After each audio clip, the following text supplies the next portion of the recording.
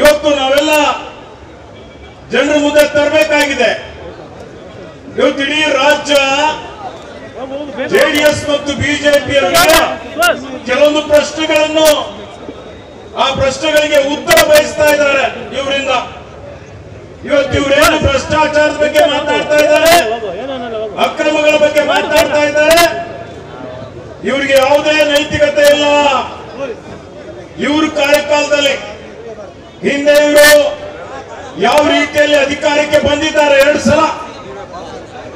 ಇವತ್ತು ನಮ್ಮ ಸರ್ಕಾರ 15 ತಿಂಗಳ ಕೆಳಗಡೆ ಬ್ರಹ್ಮಾಂಡ ಭ್ರಷ್ಟಾಚಾರದಲ್ಲಿ ತೊಡಗಿರುವಂತಹ ಭಾರತೀಯ ಜನತಾ ಪಕ್ಷದ ಸರ್ಕಾರವನ್ನು ಕಿತ್ತರಿಸಿದು 7 ಕೋಟಿ ಜನತೆ ಎಲ್ಲ ಗ್ಯಾರಂಟಿಗಳನ್ನು ಕೊಟ್ಟಿದ್ದೇವೆ.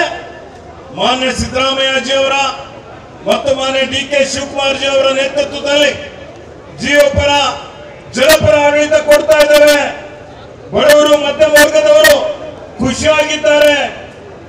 ಇವರಿಗೆ ಹೊಟ್ಟೆ ಕಿಚ್ಚು.